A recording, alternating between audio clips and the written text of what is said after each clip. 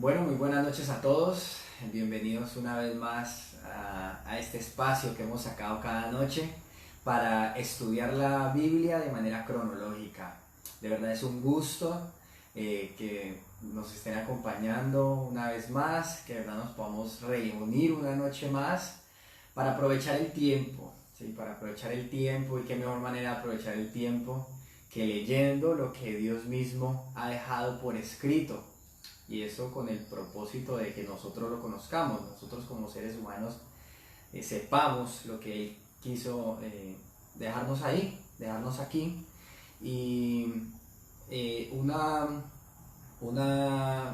breve comentario frente a las personas de Comunidad Betel que nos habían estado acompañando los miércoles, ¿sí? Cuando teníamos los cultos los miércoles, cada miércoles, allí en el edificio en San Fernando, que estábamos haciendo este estudio de manera cronológica, viéndonos cada 8 días. Con esta lección empatamos, o mejor dicho, con la lección anterior empatamos, que vimos la ley. Hoy vamos a ver la lección 17, ¿sí? Ya esta lección era la que seguía cuando se presentó pues lo del aislamiento preventivo obligatorio.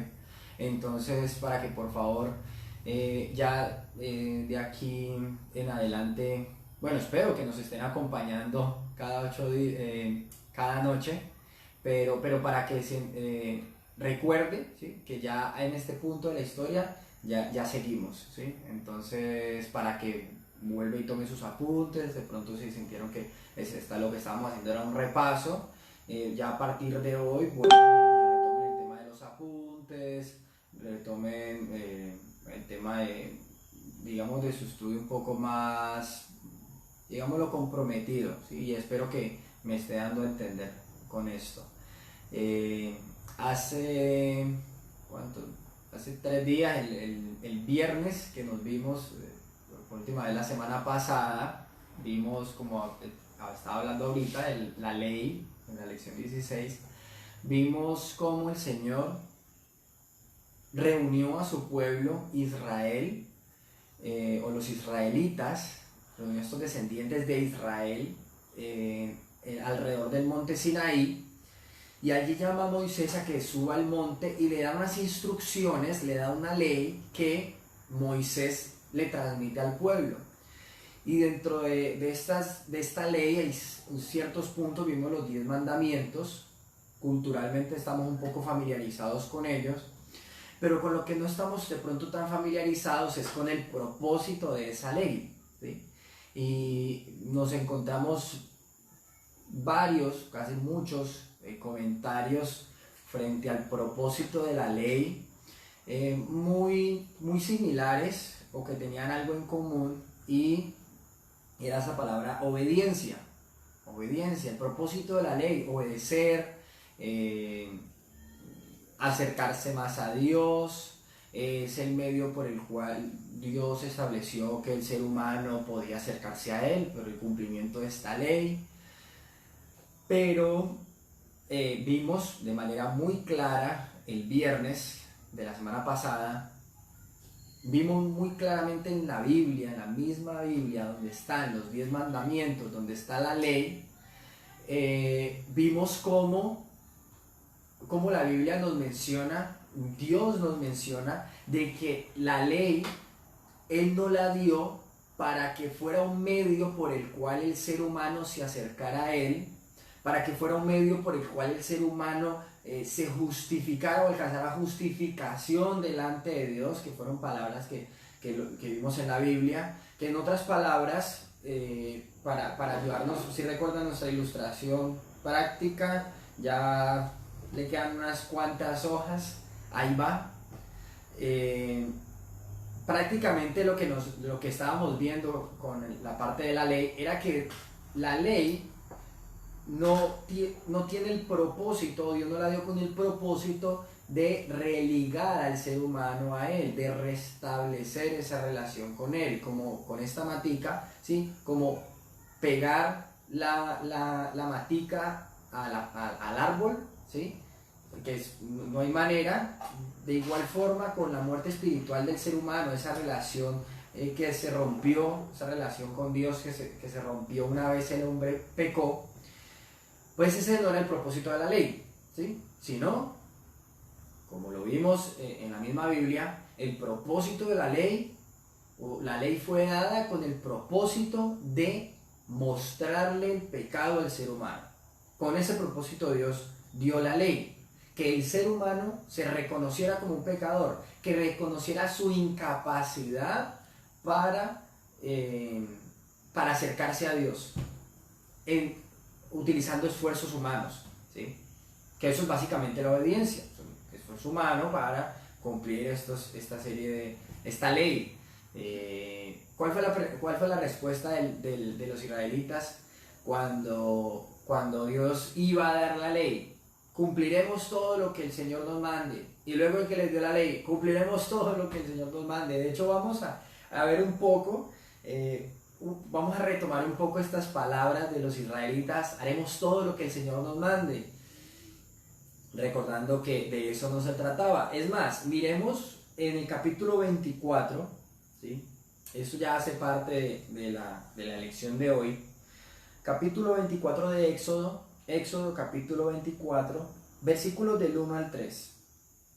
Éxodo capítulo 24, versículos del 1 al 3.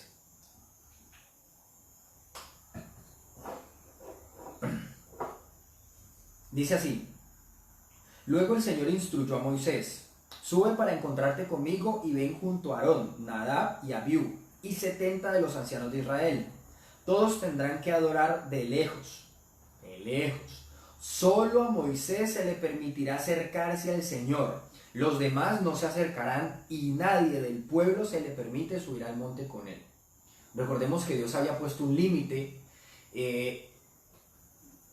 basándose o recordándole al pueblo israelita, a estos descendientes de Israel, que Dios es santo y a Dios no se le puede acercar de cualquier manera, ni siquiera porque el ser humano quiera. Si Dios no lo permite, el ser humano debe acercarse precisamente porque Dios es santo, ¿sí? Pero le permite a Moisés acercarse porque es por medio de Moisés que él estaba dando esta ley. Lo dice en el versículo 3, después Moisés descendió y le repitió al pueblo todas las instrucciones y ordenanzas que el Señor le había dado. Miren, Moisés le repitió lo que el Señor les había mandado, lo que hablamos de la ley, ¿sí? Esta ley compleja, esta ley imposible de cumplir, haciendo esfuerzos humanos, en las fuerzas humanas sería imposible cumplirlas. Pero miren la respuesta del pueblo.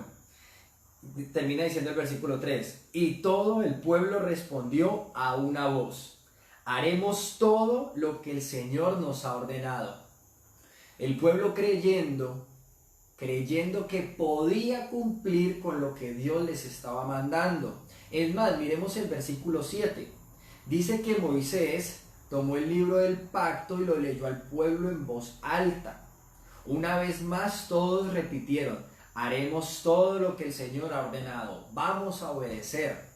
Dios hasta este momento, hasta este punto les había mostrado que había sido Él quien se había encargado de absolutamente todo, ¿sí? Dios se había encargado de librarlos de la esclavitud de Egipto cuando ellos eran completamente incapaces de librarse por sí mismos, eran esclavos.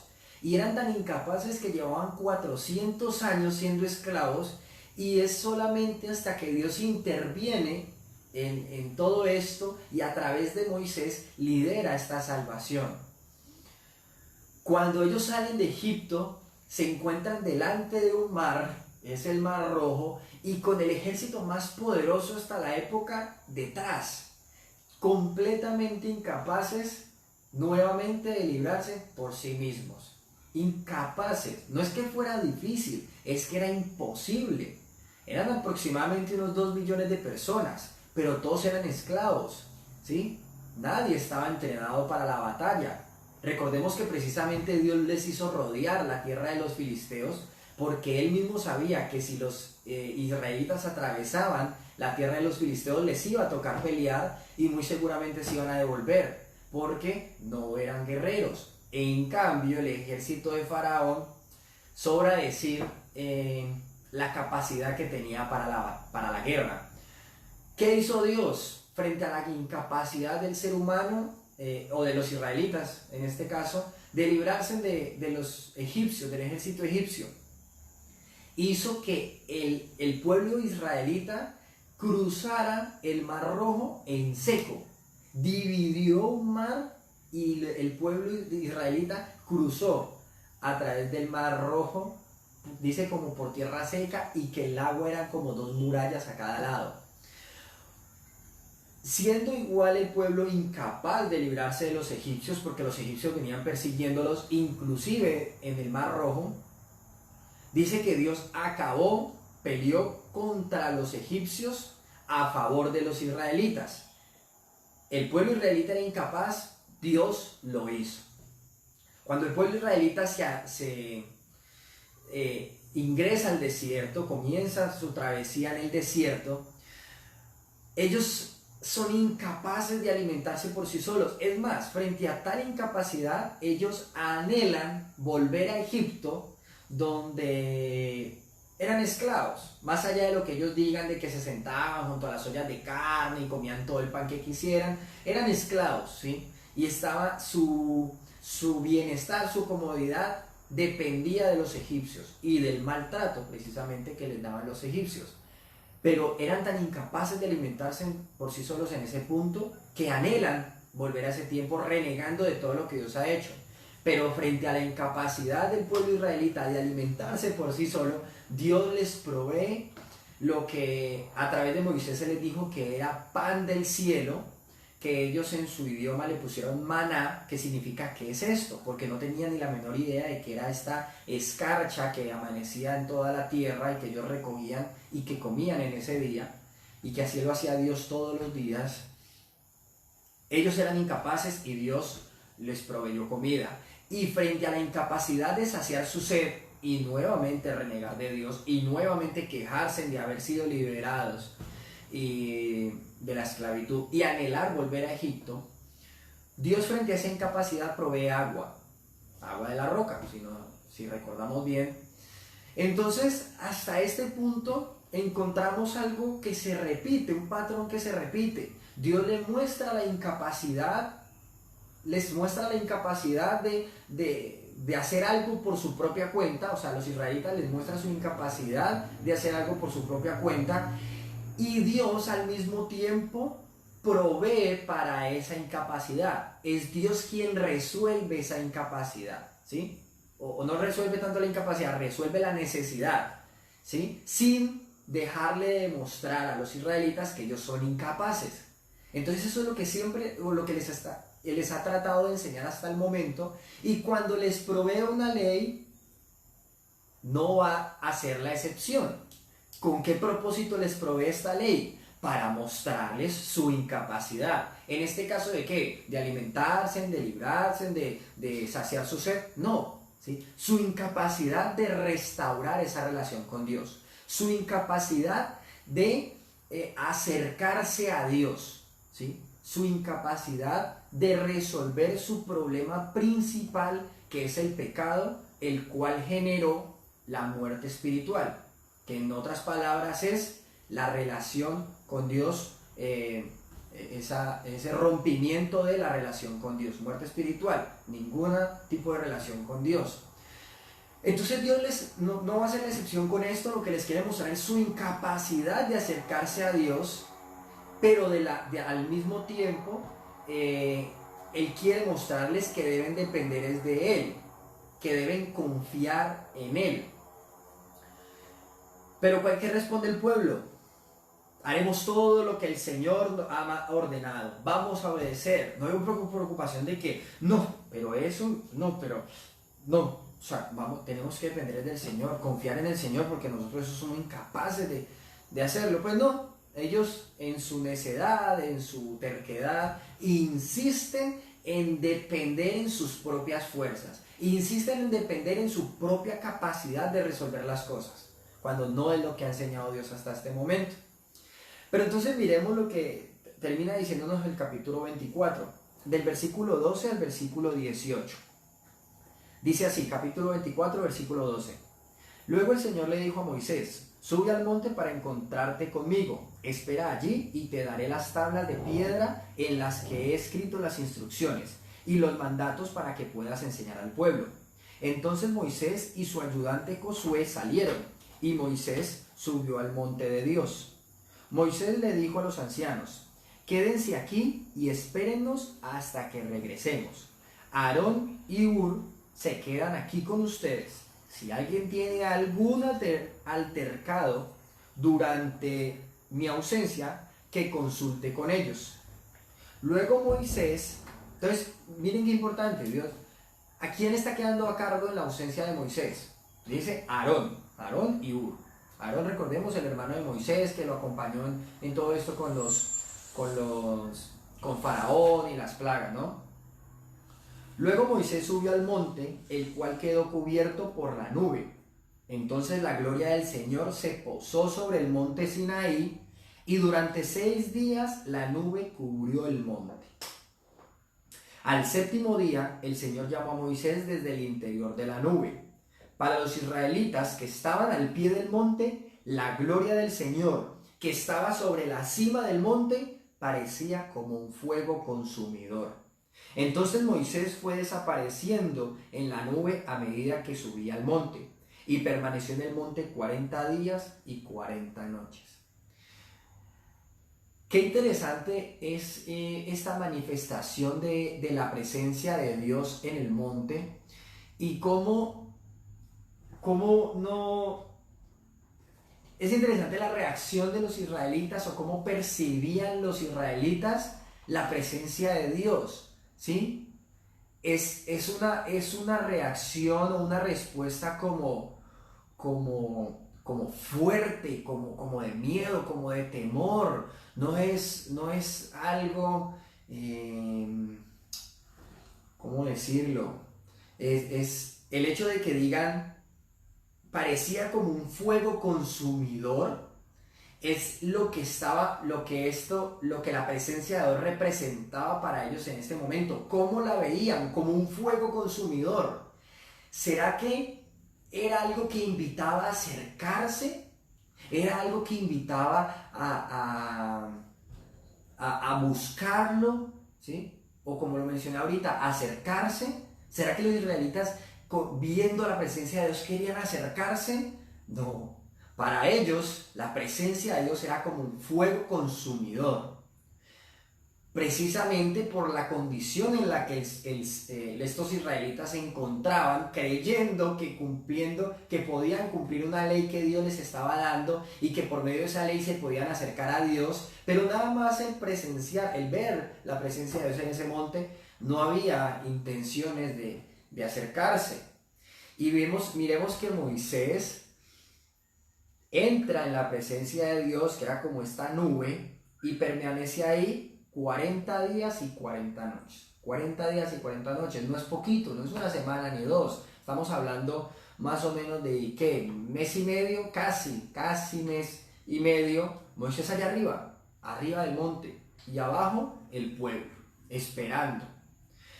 Pero entonces entre espere y espere, Dios estaba hablando con Moisés y le estaba dando una serie de instrucciones, no solamente frente a la ley. Él ya le había dado la ley.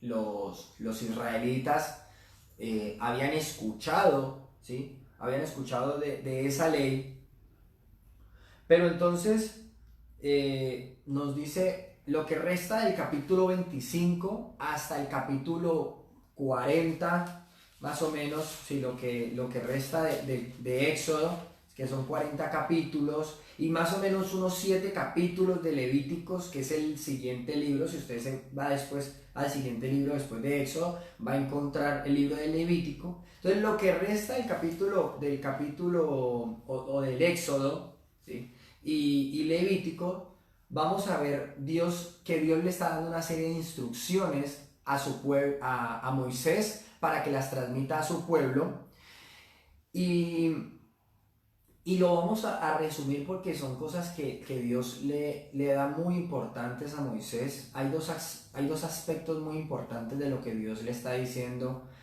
o el que le dice durante estos 40 días y 40 noches a Moisés.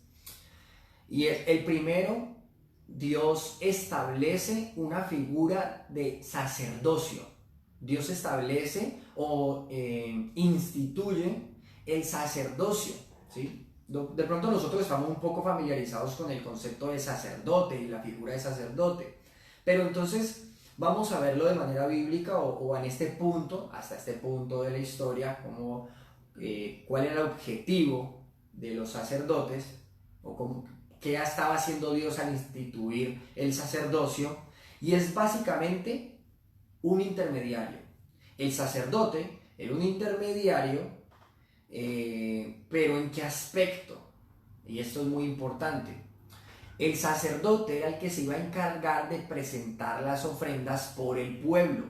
Ya las personas, el pueblo como tal, alguien común, del común, ya no iba a poder presentar sus ofrendas, sus sacrificios, el derramamiento de sangre, lo que hemos visto hasta ahora, ya no lo iba a poder hacer por su propia cuenta, como lo había hecho en su momento Abel, como lo hizo en su momento Noé, como vimos con Abraham, como vimos inclusive con el Cordero de la Pascua en el Éxodo, en la Pascua, sí, vimos con el Cordero Pascual en Egipto, que cada familia presentó una ofrenda, un sacrificio, un cordero. Ahorita ya no iba a ser así, ¿sí? Ya Dios estaba modificando este proceso, esta manera de presentar las ofrendas, ya la iban a hacer los sacerdotes. Entonces, ¿qué ocurría?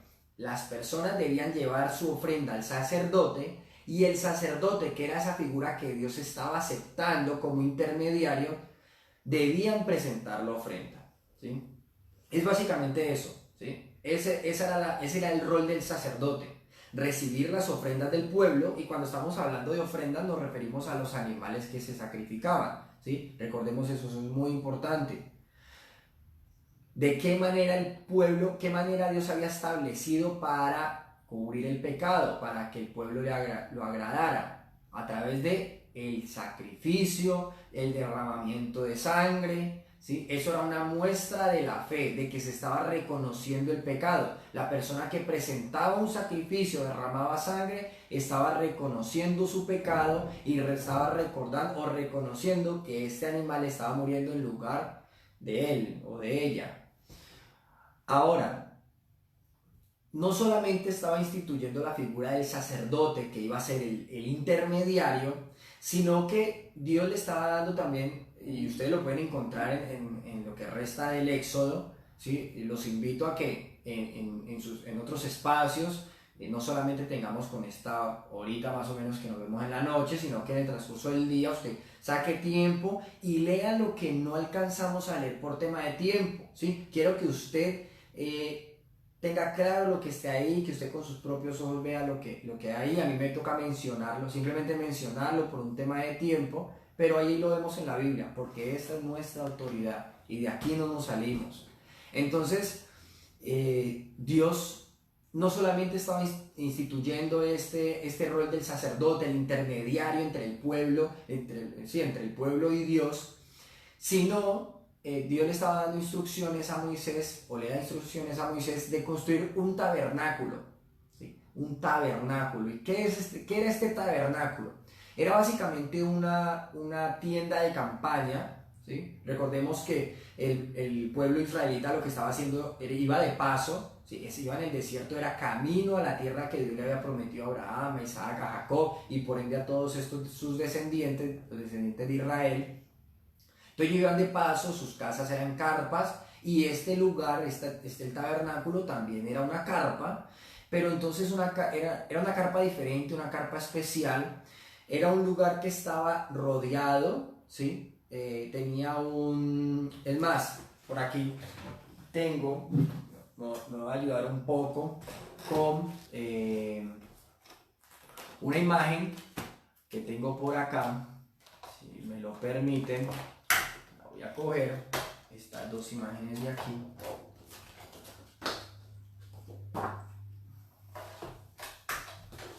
Esto era básicamente, espero que se vea, ¿sí? ¿Verdad? Espero que se vea, ¿sí? Y Este era el tabernáculo, lo que le estaba mencionando, una carpa que estaba cercada, ¿sí? También por una tela, estaba cercada, nadie podía entrar a este lugar excepto los sacerdotes, ¿sí? Excepto los sacerdotes que se encontraban se encontraban con el pueblo en este punto, que era la entrada. Las personas entregaban su ofrenda al sacerdote, quien entraba, solamente los sacerdotes podían entrar a esta área, entraban y presentaban las ofrendas en este lugar, ¿sí? Entonces aquí los degollaban, derramaban su sangre y los quemaban en este altar. Ya el altar no era este montículo de piedras que siempre se levantaba para presentar las ofrendas, sino que era un altar que Dios mismo, con sus características muy específicas, dio órdenes de construir, al igual que todo lugar. Eso es importante tenerlo claro.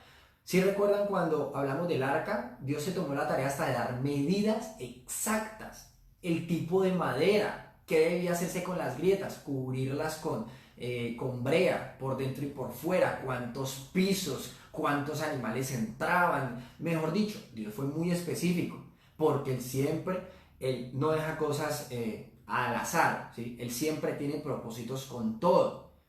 Entonces, con este lugar igual también tenía un propósito muy específico y no lo va a dejar al azar. Da instrucciones muy precisas de cada aspecto que debía estar, con el que debía construirse el tabernáculo. Había una figura dentro del sacerdocio que era el sumo sacerdote.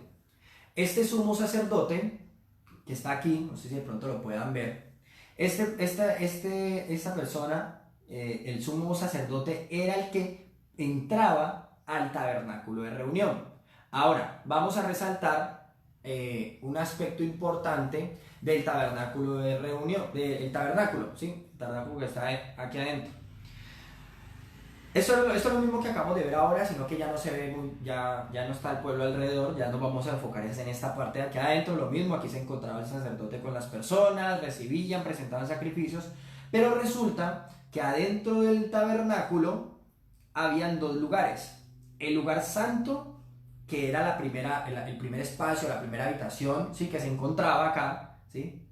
Y encontramos después vamos a encontrar el lugar santísimo, ¿sí? Si de pronto no se alcanza a ver muy bien, ¿sí? Porque no puedo acercarme más a la cámara, voy a compartir ahí en el grupo de comunidad Betel de Cali, voy a compartir esta imagen, ¿sí? Para que la tengan un poco más clara, ¿sí? Pero más o menos para que tengan idea de dónde estoy señalando y todo, para que cuando la vean más o menos entiendan de lo que les estoy hablando.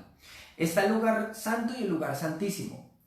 ¿Por qué se separaban estos dos lugares? ¿Sí? Ya, eso simplemente para que tuviéramos una idea visual. Igual no vamos a entrar en mucho detalle de este lugar. Quiero resaltar dos cosas importantes. La primera, había un lugar santo y un lugar santísimo, que estaban divididos por un velo bastante grueso, una tela, un velo, como veríamos en otras palabras, una cortina, ¿sí? Esta cortina o este velo que separaba el lugar santo y el lugar santísimo tenía un propósito muy importante, porque es que resulta que el lugar santísimo se caracterizaba porque en ese lugar habitaba la presencia de Dios. Ese Dios infinito, ese Dios que llena los cielos y la tierra, ¿sí? Que fueron versículos que utilizamos para hablar de esta omnipresencia de Dios, que Dios está en todas partes. Dijo que Él quería habitar con su pueblo, habitar entre el pueblo. Recordemos que hasta el momento Dios acompañaba a las personas que iba llamando. Llamó un día a Abraham y se le aparecía por allá a los años, igual con Isaac, igual con Jacob, que después fue Israel y tuvo un sueño. Era la manera en que Dios le hablaba a su pueblo y que lo acompañaba, o a los suyos más bien, porque ni siquiera eran pueblos. Pero ya con el pueblo establecido, o que Dios lo está estableciendo, Él quiere habitar entre su pueblo, en medio de su pueblo, ¿sí? Entonces, este lugar que se encontraba en medio del pueblo, ¿sí? Representaba básicamente la presencia de Dios. Pero no solamente el tabernáculo, sino lo que había dentro del tabernáculo, el lugar santísimo. Entonces es importante, lugar santo y lugar santísimo. Dios había puesto un velo que separaba, estaba poniendo un límite. Y Dios, como hemos visto hasta ahora, es muy estricto con los límites, en hacer respetar los límites. ¿Dónde habíamos hablado de un límite? Que Dios pusiera un límite para no cruzar. En el monte Sinaí, ¿sí? Que es de hecho en el punto donde estamos. Dios en el monte Sinaí pone un límite y le dijo a Moisés que le dijera al pueblo que absolutamente nadie pasara ese límite, que el que pasara iba a morir, ¿sí? Debía morir, debía ser asesinado por el mismo pueblo. Y no es que fueran y lo cogieran, era que lo debían matar a piedra o con flechas, ¿sí? Y ahí debía caer. Dios estaba siendo muy estricto porque el monte Sinaí estaba representando en ese momento la presencia de Dios. Dios estaba en ese monte, ¿sí? Y Dios es santo, apartado de. Entonces cuando pone, o le hace, da instrucciones para este tabernáculo y dice que deben separar el lugar santo del lugar santísimo, porque Él habita en el lugar santísimo, el que cruzara el velo que pasaba, moriría, exacto, debía morir. Y no es que debía morir, Dios mismo lo mataba, ¿sí? Dios mismo lo mataba porque estaba entrando a su presencia, a su santa presencia. Sin embargo, y esto es el segundo aspecto que quiero resaltar de este lugar, cada año se presentaba un cordero, ¿sí? Después de establecer este tabernáculo, Dios iba a dar instrucciones acerca de un sacrificio anual. ¿Qué iba a ocurrir con este sacrificio anual y por qué se hacía una vez al año y por qué era tan especial? Resulta que debían escoger un cordero, el cual, al igual que el de la Pascua, no podía tener mancha, no podía tener defecto, e iba a ser sacrificado para cubrir el pecado de todo el pueblo, ¿sí? Para cubrir el pecado de todo el pueblo, ¿sí? Y escuchen muy bien esto. Era un cordero que se sacrificaba para cubrir el pecado de todo el pueblo. ¿Qué hacía el sumo sacerdote con la sangre del cordero? Recogía la sangre, entraba al lugar santísimo la única vez al año que se podía entrar al lugar santísimo, después de seguir una serie de instrucciones bastante rigurosas que ustedes las pueden encontrar ahí en la Biblia. El sacerdote debía entrar cumpliendo todos esos requisitos, entraba con la sangre y la esparcía sobre un cofre que había ahí que se le conoce como el Arca del Pacto, que más adelante ahí en ese cofre se iban a poner las tablas del pacto que Dios le estaba dando a Moisés, y esa Arca del Pacto era como un estilo de cofre, ¿sí? Ahí, eso era lo que simbolizaba de alguna manera la presencia de Dios. Entonces el sumo sacerdote entraba, presentaba la sangre del cordero que estaba muriendo, estaba muriendo para cubrir los pecados de todo el pueblo, y salía. Si entraba el sumo sacerdote esta única vez al año, sin cumplir esos requisitos de manera rigurosa, moría, porque Dios es muy estricto con su santidad, ¿sí? Ahora, ¿dónde quiero hacer énfasis? En el cordero, ¿sí? En el cordero se le llama el cordero de la expiación. En estas palabras usted lo va a encontrar en la Biblia. Y este cordero lo que hacía, o lo que se hacía con este cordero, lo voy a decir una vez más, era ser sacrificado. Se derramaba la sangre de este cordero, se sacrificaba y se le ofrecía a Dios por los pecados de todo el pueblo, de todo un pueblo. Entonces es importante, y por eso quería resaltar este aspecto, porque hasta el momento habíamos visto, por ejemplo, en el Edén o con Abel, era un cordero por persona, un sacrificio por persona, igual que con Abraham e Isaac. ¿Recuerdan? El cordero que estaba ahí enredado entre el matorral, nos dice que fue presentado y murió en lugar de Isaac, ¿sí? Cubrió los pecados de Isaac. Sin embargo, cuando vamos un poquito más adelante, vemos el cordero de la Pascua, ¿sí? El Cordero de la Pascua, que estaba muriendo o estaba siendo más bien sacrificado, ¿sí? Era un cordero, ¿por qué? Por familia. Antes un cordero por persona, ahora es un cordero por familia en la Pascua, un cordero por familia. Pero resulta que ahora vemos algo más interesante aún. Dios está permitiendo o está proveyendo una manera de que un cordero muera por todo un pueblo, ¿sí? Que un cordero sea sacrificado por todo un pueblo. El alcance va aumentando, es interesante.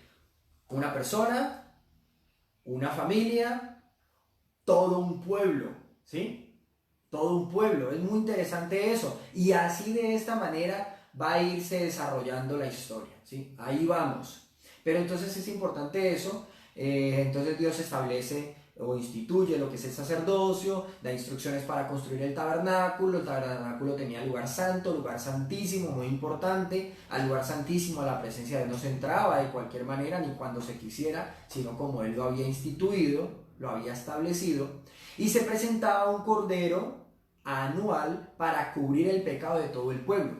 Y con esta parte con esta instrucción, con esta observación, con este comentario, quiero terminar esta parte, y es muy importante que esto quede claro.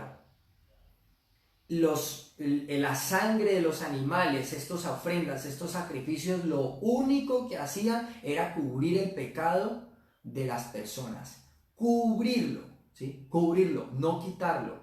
Cubrirlo, eso es muy importante. Esto es lo que es como, por ejemplo, tú por aquí este papelito, ¿sí? Vamos a doblarlo. Si yo tengo, será un poco mejor en este azul. Si este es el pecado, ¿qué hacía la sangre? Lo cubría, ¿sí? Lo cubría. Ahora, ¿seguía habiendo pecado?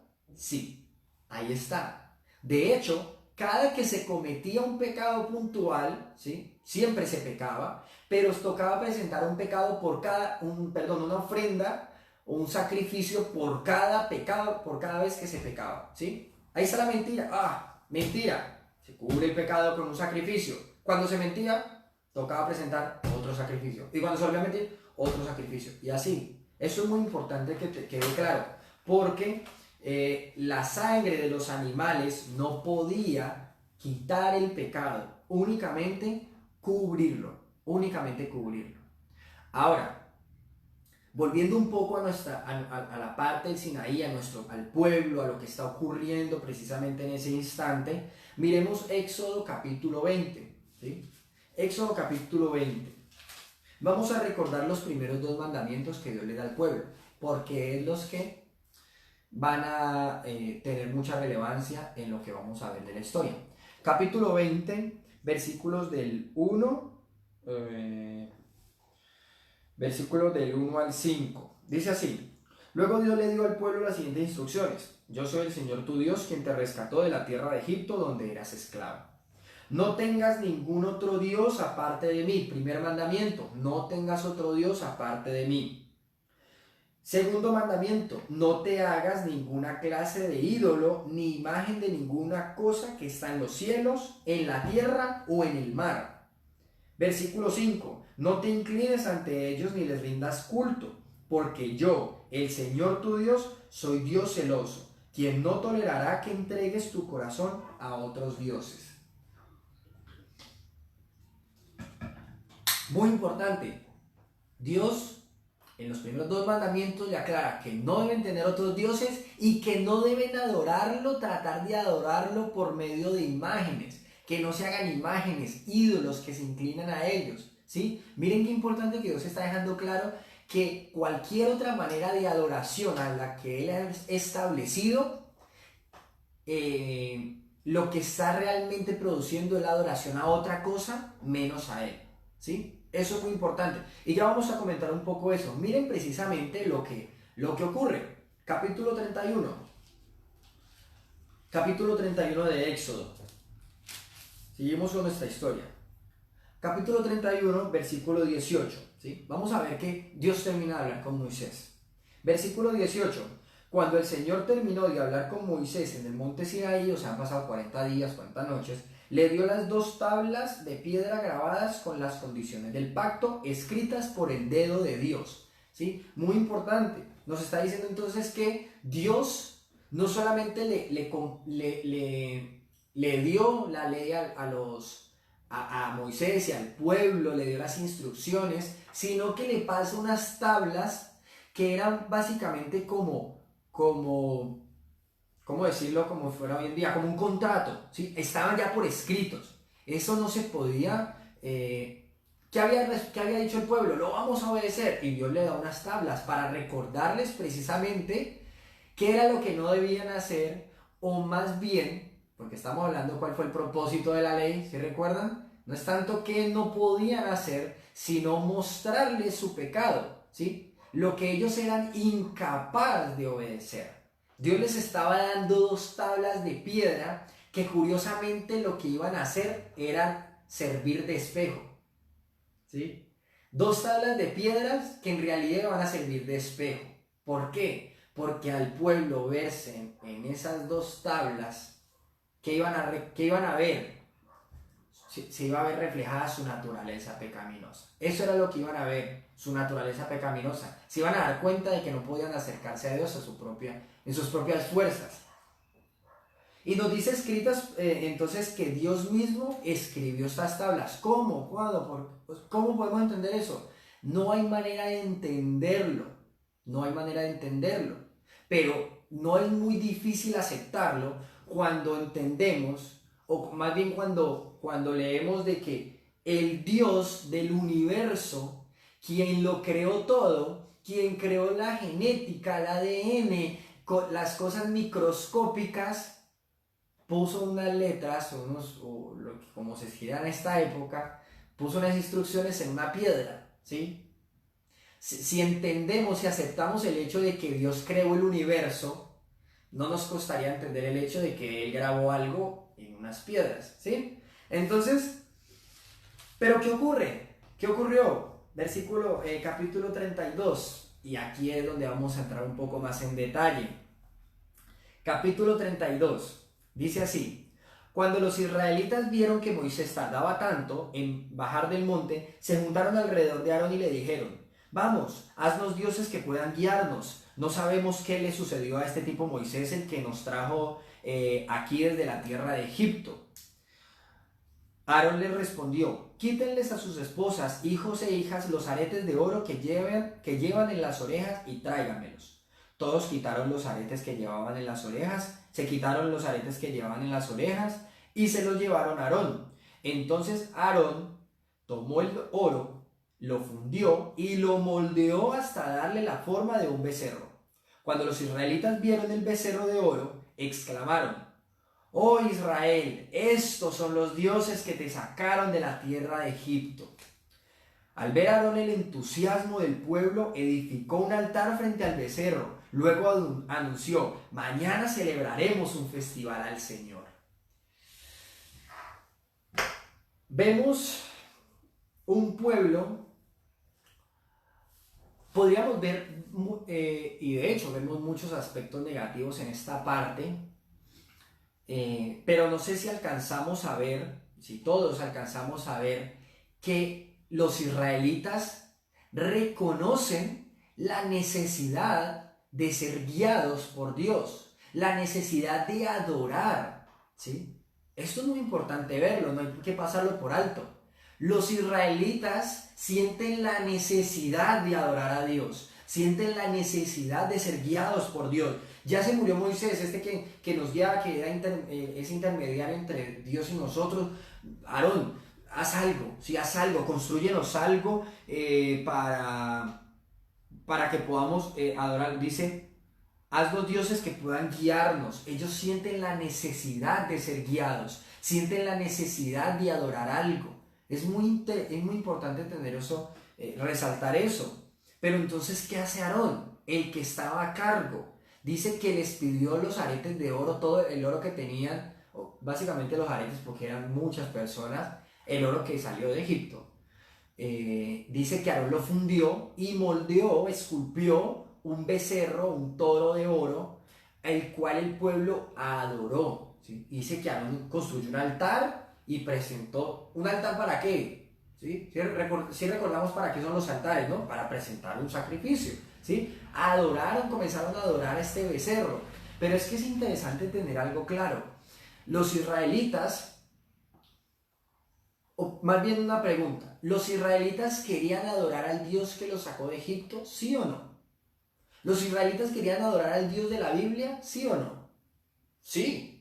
Ellos querían adorar al Dios que los sacó de Egipto. Ellos dijeron, hagamos nosotros dioses, ¿qué importa? ¿Sí? Aquí mencionan los dioses porque ellos están familiarizados, ellos crecieron en Egipto, ¿sí? Pero miren que Aarón al final del versículo dice al versículo 5, mañana celebraremos un festival al Señor, ¿sí? Ellos creían que de esa manera estaban adorando al Señor, al que los sacó de Egipto. No es que, ay, no, ya nos importa el que nos sacó de Egipto, el que ha hecho todas esas cosas, hagamos otra cosa, busquemos nosotros. No, ellos querían adorar al que los sacó de Egipto, hace que venía cuidándolos, hace Dios que les había mostrado sus maravillas, sus milagros, su poder. Y Aarón mismo lo creía también. Se creyeron esa mentira. ¿Y por qué mentira? Porque Dios ya había enseñado que a él no se le adoraba de cualquier manera. Era la manera de Dios, ¿sí? Y no solamente con el tema de fe, sacrificio y sangre, sino que él ya había dado unas pautas, y es de que a él no se le adora por medio de imágenes, él no se le adora por medio de cosas hechas con manos humanas. Eso es muy importante tenerlo claro, ¿sí? A Dios no se le adora por medio de algo que el ser humano haya fabricado. Eso es lo que nos está diciendo Dios aquí, ¿sí? Nada que hecho por manos humanas, ya sea del cielo, de la tierra, de lo que haya en el mar, nada. Pero el pueblo creyó que podía adorar a Dios de esta manera, ¿sí? Entonces, volvemos al mismo tema, dos maneras de vivir, dos maneras de adorar a Dios, dos maneras de acercarse a Dios, dos maneras de buscar a Dios, a la manera del hombre y a la manera de Dios, porque es un pueblo que quiere buscar a Dios, que quiere la guía de Dios, que quiere la instrucción de Dios, que quiere el cuidado de Dios, que quiere buscar a Dios, adorar a Dios, pero a la manera del hombre. Y entonces, ¿qué ocurre? ¿Sí? ¿Qué ocurre? Miren el versículo 8. Que pronto se apartaron de la forma en que les ordené que vivieran, dice Dios. Fundieron oro y se hicieron un becerro y se inclinaron ante él y le ofrecieron sacrificios. Andan diciendo, oh Israel, estos son tus dioses que te sacaron de la tierra de Egipto. Qué pronto se volvieron. Qué pronto. ¿Sí? Y recordemos que no estamos hablando de un día para otro, estamos hablando de 40 días más o menos, que es lo que lleva Moisés en el monte. Pero sigue siendo pronto. Dios les estaba mostrando su poder, los había llevado hasta ahí, les había provisto, los había cuidado. Nos dice la Biblia que Dios mismo dijo que los había llevado como sobre alas de águila. Pero que pronto se han apartado de lo que Dios les había indicado, que era la manera en que se le debía adorar. Miremos, ya casi vamos a terminar, miremos esta parte en el versículo, miremos del versículo 17 al versículo 28. Dice así, cuando Josué oyó el alboroto del pueblo que gritaba desde abajo, recuerden que Josué llegó hasta un punto, Josué acompañó a Moisés y llegó hasta cierto punto del monte, pero dice que cuando Moisés se encontró con Josué y que Josué estaba escuchando este alboroto, le dijo a Moisés, parece que hay guerra en el campamento. Pero Moisés respondió sabiendo claramente lo que estaba pasando, porque Dios mismo le dijo que estaba pasando. Dice, no son gritos de victoria ni de lamento de derrota. Oigo sonidos de celebración. Cuando se acercaron al campamento, Moisés vio el becerro y las danzas y ardió de enojo. Entonces tiró las tablas de piedra al suelo, las cuales se hicieron pedazos al pie del monte. Tomó el becerro que había hecho y lo quemó. Luego lo molió hasta hacerlo polvo. Lo arrojó al agua y obligó a los israelitas a que la bebieran. Moisés estaba enfadado precisamente por lo que Dios mismo estaba enfadado. Y era que pronto se habían alejado los israelitas de las instrucciones de Dios, de la manera que Dios había indicado que se le debía adorar y la única manera en la que se le debía adorar. nos dice que Moisés rompió las piedras del pacto, el que Dios mismo había escrito, precisamente porque había sido el pueblo quien había quebrado el pacto, ¿sí? El pueblo fue el que quebró el pacto, rompió el pacto, la promesa, esta alianza que Dios estaba haciendo. Pero no solamente eso, miremos el versículo 21. Por último, se dirigió a los israelitas, por último se dirigió a Aarón y le preguntó: ¿qué te hizo este pueblo para que lo llevaras a caer en un pecado tan grande? ¿Por qué le pregunta a Aarón? Porque Aarón era el responsable, ¿sí? No es que el pecado, no es que él era el único, no es que él fuera el culpable, ojo, que son dos palabras diferentes. Estamos hablando de responsable y de culpable. ¿Quién era culpable? Tanto Aarón como todos los israelitas, ¿sí? Porque la culpa es individual, el pecado es individual y la consecuencia es individual. Pero Aarón era el responsable. Recordemos que ahorita lo estábamos hablando, lo estábamos mencionando. Cuando Moisés iba a subir, le dijo a Aarón y a Hur que estaban a cargo. Aarón, que era el hermano de Moisés, estaba a cargo, era el responsable y le reclama. ¿Y qué ocurre en el versículo 22? Nos dice: no te disgustes tanto, mi señor, contestó Aarón. Tú sabes bien qué mal hace esta gente. Ellos me dijeron: haznos dioses que puedan guiarnos. No sabemos qué le sucedió a este tipo Moisés, el que nos trajo aquí desde la tierra de Egipto. Así que yo les dije: los que tengan joyas de oro, que se las quiten. Cuando me las trajeron, no hice más que echarlas al fuego y salió ese becerro.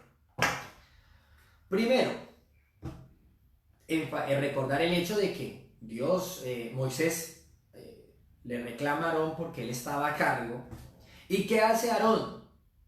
No se enoje conmigo, es culpa de este pueblo, es culpa de ellos. Ellos me incitaron y yo hice. ¿A qué nos recuerda esa escena? Al Edén, ¿no? La mujer que tú me diste me dio el fruto y yo comí. Y la mujer: la serpiente me engañó y yo comí. Echándole la culpa a otro, culpando a otro. Eso lleva al pecado, a mentir, a culpar a otro. Pero no solamente eso, miren que Aarón mintió. No solamente le echó la culpa al pueblo, sino que mintió. Dijo que la gente le trajo las joyas, él las tiró al fuego y de ahí salió ese becerro. Mentira. Nos dice en el versículo 5 que fue Aarón, perdón, el versículo 4, que Aarón cogió el oro, lo fundió, lo moldeó, o sea, le volvió martillo, cincel, como se haya moldeado eso, como se haya hecho eso. Trabajó el oro de tal punto que él fue con sus manos quien hizo el becerro. Había mentido, ¿sí? Mintió para salvar su propio pellejo. Pero entonces miren lo que dice en el versículo 25. Moisés vio que Aarón había permitido que el pueblo se descontrolara por completo y fuera el hazmerreír de sus enemigos. Así que se paró a la entrada del campamento y gritó: todos los que estén de parte del Señor, vengan aquí y únanse a mí. Todos los que estén de parte del Señor, vengan aquí y únanse a mí. Y todos los levitas se juntaron alrededor de él. Moisés, ¿qué estaba haciendo con esto? Les estaba dando la oportunidad, o Dios a través de Moisés les estaba dando la oportunidad de que reconocieran su pecado, de que se arrepintieran, de que reconocieran que habían hecho mal, que habían ofendido a Dios. Ahora, a pesar de lo que habían hecho todos, los que estaban con el Señor, los que estaban reconociendo su error, dice que se juntasen o que se juntaran a Moisés. Y Moisés les dijo a los levitas: esto dice el Señor Dios de Israel: cada uno de ustedes tome su espada, recorra el campamento de un extremo al otro, maten a todos, incluso sus hermanos, amigos y vecinos. Y el versículo 28 dice: entonces los levitas obedecieron la orden de Moisés y ese día murieron unas 3,000 personas. Dios acaba de dar la orden a través de Moisés de matar personas dentro de su propio pueblo. Sí, Dios mismo. Pero no debemos asombrarnos cuando hemos visto hasta el momento un Dios justo y santo, santo y justo, ¿sí? Él no solamente es santo, sino que es justo y aplica justicia. La verdad no debería asombrarnos mucho esto cuando fue Dios mismo quien envió un diluvio y acabó con el 99.9% de la población mundial, ¿sí? Y me estoy inventando la cifra. Me imagino que ese porcentaje cuando vemos que de toda la población mundial quedan solamente 8 personas, Noé, su esposa, sus 3 hijos y las esposas de sus hijos, 8 personas. Fue Dios quien acabó con todas las personas. Cuando hablamos de acabar, de pronto le quitamos peso a lo que Dios hizo. Dios mató a la mayor parte de la población mundial a causa de su pecado. Recordemos que eso fue lo que Dios hizo. No tolerará mi espíritu más con esta humanidad pues que se ha corrompido, que se está inclinando al mal. Y nos menciona al comienzo del capítulo 6 de Génesis que la humanidad a medida que se multiplicaba la maldad, ¿sí? Y lo estoy parafraseando. Dios nos ha mostrado a lo largo de la historia que Él es misericordioso, que Él es amoroso, que Él cuida, pero que también es justo, que es santo y es justo. Y cuando Él da una orden, cuando Él quiere enviar juicio, Él puede hacerlo porque Él es soberano, Él es el creador, dueño de todo el universo. Y siendo dueño de todo el universo, ahora ha escogido un pueblo y lo está formando, lo está instruyendo, le está enseñando y lo está corrigiendo. Y frente al pecado de idolatría, estas personas que rápidamente, como lo menciona la Biblia, que rápidamente se apartaron de la manera en que Dios había establecido que se le adoraba, ¿sí? Y comenzaron a adorar a Dios mismo. Ellos estaban buscando adorar a Dios, pero a su manera, a la manera del hombre. Y Dios los castigó, ¿sí? Y los castigó porque también miremos que Él dijo, los que estén conmigo. Y cuando fueron, dice que fueron entre el pueblo, personas que de pronto no reconocieron su error, no reconocieron su pecado. Moisés estaba arriba seguramente cuando bajó. No sabemos la verdad qué ocurrió. No sabemos con exactitud. Pero sí vemos un pueblo rebelde y Dios enviando juicio por su rebeldía, por su pecado. Y nos dice que ese día murieron unas 3.000 personas. 3.000 personas murieron a espada por un juicio que Dios envió a través de Moisés. No siendo más, hasta aquí ha llegado nuestra lección por hoy. Aquí vamos con la historia. Espero vayamos conectados. Recordarle a las personas las personas que nos estábamos reuniendo los miércoles en el edificio de San Fernando de Comunidad Betel de Cali. Ya empatamos, ¿sí? Ya esta lección no la habíamos visto los miércoles. Entonces mi invitación es a que pues tengan claro esto. La verdad espero, sobra decirlo, la verdad espero que hayan estado comprometidos aún al verlo nuevamente, porque vemos que se aprenden muchísimas cosas. Yo mismo estoy aprendiendo muchas cosas, todos estamos aprendiendo. Entonces siempre, insisto, siempre estamos aprendiendo de la Biblia. De todas maneras, recordar eso, ya el estudio que llevábamos los miércoles ya empató. Aquí todos vamos, digámoslo, en ceros, ¿sí?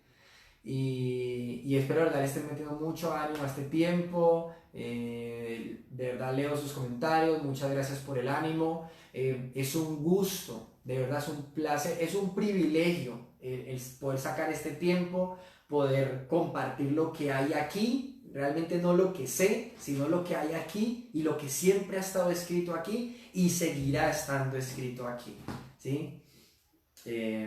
Muchas gracias a todos por el tiempo. Nos vemos, si Dios lo permite, mañana a las 7 de la noche nuevamente. Recordarles desde hoy que nos estamos reuniendo de lunes a viernes. Yo sé que en un inicio habíamos dicho todos los días, luego vimos que como los domingos nos reunimos en la mañana, entonces pues mejor de lunes a sábado, pero entonces al ver varias varios aspectos, o estuvimos contemplando varias cositas de los sábados, entonces optamos por de lunes a viernes, ¿sí? Entonces, repito, lunes a viernes a las 7 de la noche. Lunes a viernes a las 7 de la noche. Igual lo voy a ir recordando en el transcurso de la semana, ¿sí? Para que de pronto, y lo digo, es porque hubo personas el sábado se quedaron esperando y la verdad pues eso me hace sentir mal es a mí, porque entiendo que ustedes están apartando este tiempo, se programan, yo sé que si tienen que hacer algo entonces lo hacen rápido para que a las 7 estén libres y poder sentarse en el estudio.